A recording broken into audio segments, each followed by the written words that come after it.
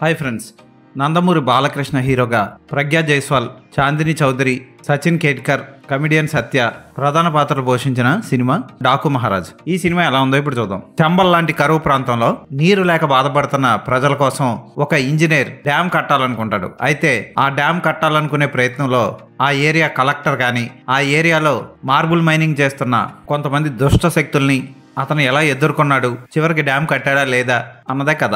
రవితేజతో power, చిరంజీవితో Waltair Veeraiah లాంటి సినిమాలు తీసిన బాబీ జైలు అవకుశ లాంటి సినిమా కూడా తీశాడు. అయితే ఈ 3 సినిమాల్లో దర్శకుడిగా అతని ప్రతిభ ఎక్కడా కనబరచలేకపోయాడు. ఒక సాధారణ కథని ప్రేక్షకుల గుండెలకు హత్తుకునేలా చెప్పడంలోనే దర్శకుడి ప్రతిభ దాగి ఉంటుంది. ఆ విషయంలో బాబీ ఎప్పుడు ఫెయిల్ అవుతూనే వచ్చాడు.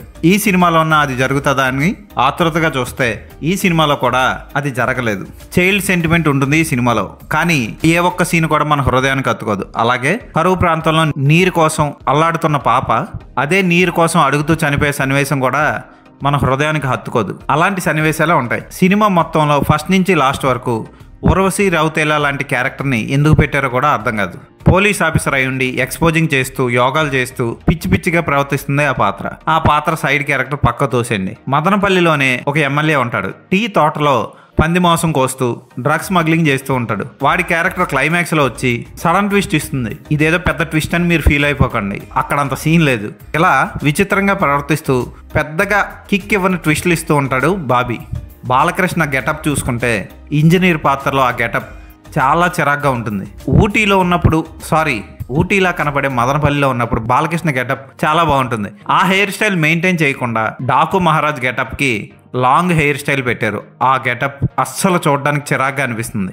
ఇక డాకు పాత్రలో బాలకృష్ణ ఎప్పట్లాగే చేశారు. అయితే ఈ సినిమాలో స్పష్టంగా ఆయన పర్ఫార్మెన్స్లో ఒక పెద్ద లోపం ఉంది. అదేంటి అంటే ఆయన చెప్పిన డైలాగ్స్ అన్నీ లో మాడ్యులేషన్లో ఉండి ఒక బేస్ లేకుండా చాలా పీలగా అనిపిస్తాయి. వాయిస్ ప్రాబ్లం ఉంది ఈ సినిమాలో. బాలకృష్ణ స్టైలింగ్ కానీ యాక్షన్ సన్నివేశాల్లో జీప్లో వెళ్లే సన్నివేశాలు కానీ ఆకట్టుకుంటాయి. శ్రద్ధ శ్రీనాథ్ పాత్ర ఫస్ట్లో ఇదేదో జోక్ పాత్ర అనుకుంటాం కానీ కథకి చిన్న మలుపు తిప్పే పాత్రే చేసింది ఆమె. ప్రజ్ఞా జైస్వాల్ పెద్దగా చేసిందేం లేదు. ఈ సినిమాకి ఆవిడ బదులు వేరే ఎవరిని పెట్టినా ఓకే అనిపిస్తుంది. సచిన్ కేట్కర్ ఓకే అనిపిస్తాడు.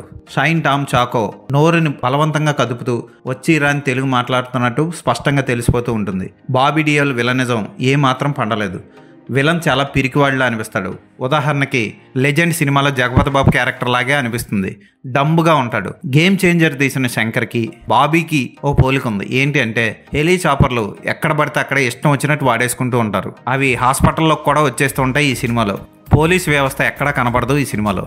ఇలా చెప్పుకుంటూ పోతే చాలా తప్పులు ఉన్నాయి ఈ సినిమాలో. బోరింగ్ అనిపిస్తుంది ఈ సినిమా. ఐఎమ్ అన్ప్రెడిక్టబుల్ అని రామ్ చరణ్ ప్రెడిక్టబుల్ సినిమా ఎలా తీశాడో ఇక్కడ ఏమీ చెప్పకుండానే ప్రెడిక్టబుల్ సినిమా తీశాడు బాబీ. అన్ని సీన్లు తర్వాత ఏం జరుగుతాయో మనం ఈజీగా క్యాచ్ చేయొచ్చు. క్లైమాక్స్ చూస్తే మనకి సింహాద్రి, సమరసింహారెడ్డి గుర్తొస్తాయి. హీరోని హాస్పిటల్లో పడుకోబెట్టి సెకండ్ హాఫ్ ఫ్లాష్ బ్యాక్ చెప్పడం.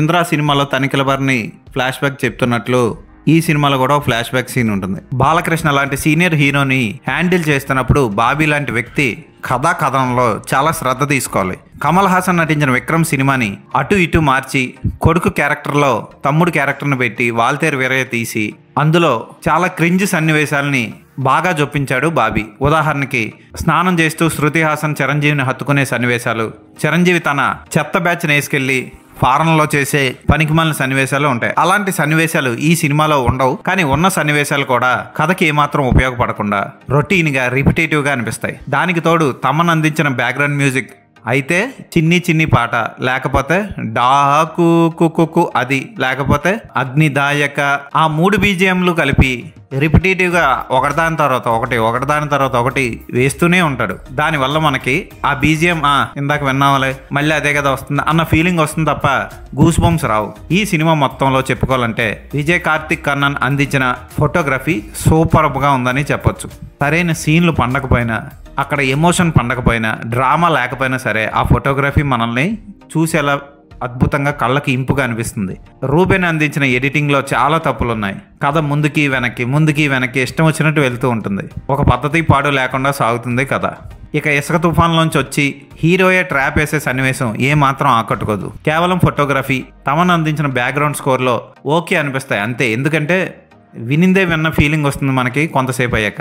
ఇవే ఈ సినిమాకి plus points. Balakrishna hair setup కానీ ముఖ్యంగా డాకు గెటప్ కి అస్సలు సూట్ అవ్వాల. కొన్ని చోట్ల కాస్ట్యూమ్ డిజైనింగ్ బాగుంది అనిపిస్తుంది. దబిడి దిబిడి సాంగ్ లో ఊర్వశి రౌతేలా అంత గొప్పగా అందాల ప్రదర్శన చేసినా చూడలేకపోతాం. మధ్యలో పాటలో శేఖర్ మాస్టర్, బాబీ కొల్లి వచ్చి అనవసరంగా డాన్స్ వేస్తూ ఉంటారు. ఈ సినిమా టైటిల్స్ అప్పుడు బాబీ తన తల్లిదండ్రులు ఇంత పెద్ద దర్శకుడు అవుతాడని ఊహించలేదని ఒక కృతజ్ఞతలు తెలుపుతూ ఒక స్లైడ్ వేస్తాడు. బాబీ అంత గొప్ప సినిమాలు ఏం తీసాడని వాళ్ళ తల్లిదండ్రులు అంత ఫీల్ అవ్వాలి? నాకైతే తను తీసిన సినిమాల్లో ఒక్క సినిమా కూడా నాకు గొప్పగా అనిపించదు. పోన్లే, క్లైమాక్స్ లో ఏ బాబీ కొల్లి ఫిల్మ్ అని ఎందుకు వేసుకుంటాడో కూడా అర్థం అవ్వదు.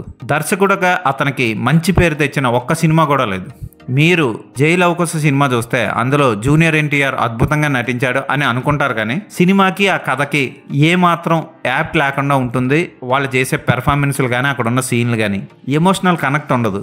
ఈ సినిమాలో కూడా అదే జరిగింది. చంబల్లోయలో తీసిన, ఊటీ లాంటి మదనపల్లిలో తీసిన, హైదరాబాద్లో తీసిన బాబీ కొల్లి మాత్రం ఎమోషన్ లేకుండా సినిమాలు తీస్తే ప్రేక్షకులకి కనెక్ట్ అవ్వవు. ఈ సినిమాకి నేను ఇచ్చే రేటింగ్ 2/5.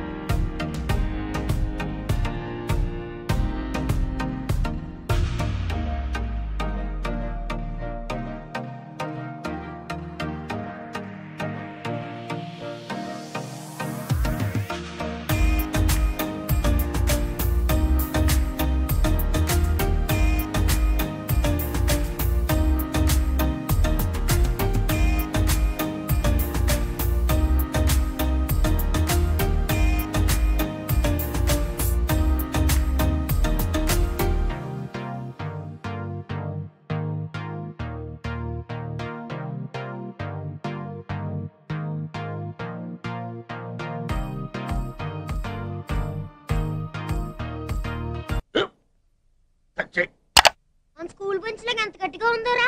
కొట్రా, కొట్టు, పర్లేదు, కొట్టు. పెట్టేసింది బాబాయ్. ఏంటి నువ్వు కొడతావా?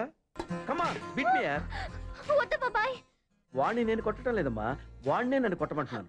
నువ్వేం కంగారు పడక్కర్లేదు. అడుగుతావేంటి?